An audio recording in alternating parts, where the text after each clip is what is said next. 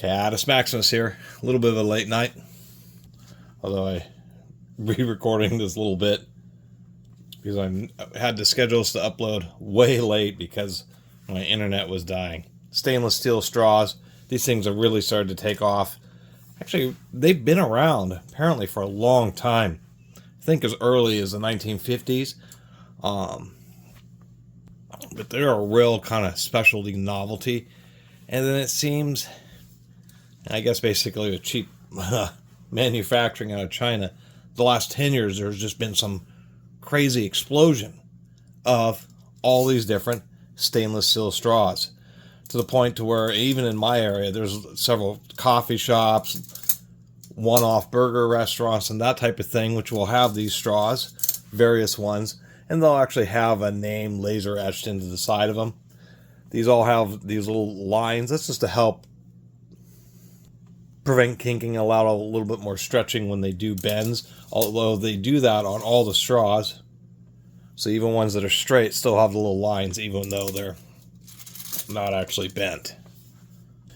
Anyway, stainless steel, obviously, very reusable. They usually come with little round brushes that you can push through to clean them out. But they're stainless steel, so you can actually use some pretty heavy-duty chemicals to clean them. Just make sure you rinse real good.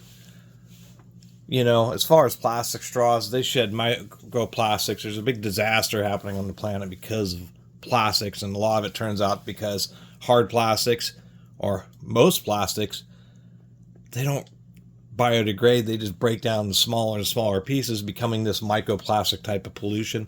The one exception is silicone. Silicone really is inert, doesn't break down the microplastics, and if so much of the plastic stuff that was made were made out of silicone, we wouldn't be in quite such a plastic deficit.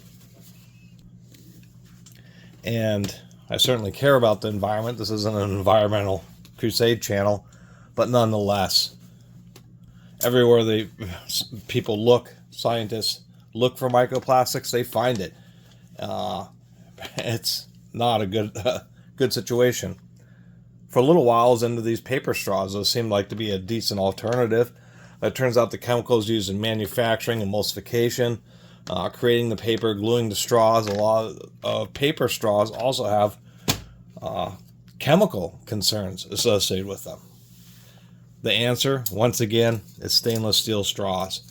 So I wanted to make a little video because I've been collecting these for a long time, garage sales, junk stores, that type of stuff, and they're definitely pretty common. We have a variety of sizes. Like I said, we have the normal 30-degree bend.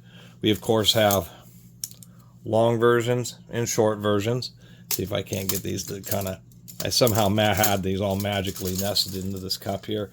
We have some that have like a little ring on them. I think these come with some certain types of tumblers, and so this little lip is you have it down the tumbler, and it keeps the straw from wanting to fall out.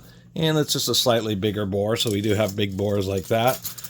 And if I dig around a little more in here, it's like they made just about every increment of size. So here's a larger bore of what is the common small bore ones, but it's just a little bit bigger.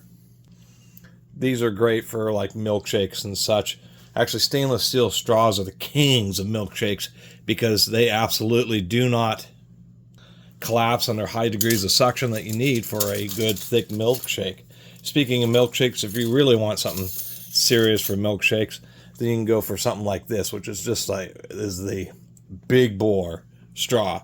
This is a no mess around straw made for inhaling 64-ounce soda pops in mere seconds. And maybe I should have had these pulled out, but I thought I'd just make a simple video. We have short, medium, long length big bores.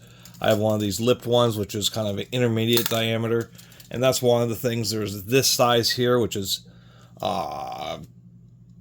not exactly quite as big as the, where's that angled one? Here we go. It just depends on what manufacturer makes them, what size standards they're using, but we can see on these, some of them, they just use like a tumbler or just some kind of basic buffer around the sharp edge. Some they actually roll over. There's actually all these little nuances that you never really notice until you, oh, and then once again, Kind of hard to show, but there's a slight diameter difference. And unless you collect a bunch of these things, you assume they're really all the same, when it turns out they're actually not. And we'll come over here and talk about these. So we have some titanium coated stuff. This is, you use a vacuum chamber, hook the piece of metal up to a power supply. It's negatively charged. You use what is similar to a light bulb or heater filament. Since it's in a vacuum chamber, you use the element to not only vaporize the metal, but provide the positive charge. And then the gasified metal, lands and adheres to the metallic surface because it's negatively charged.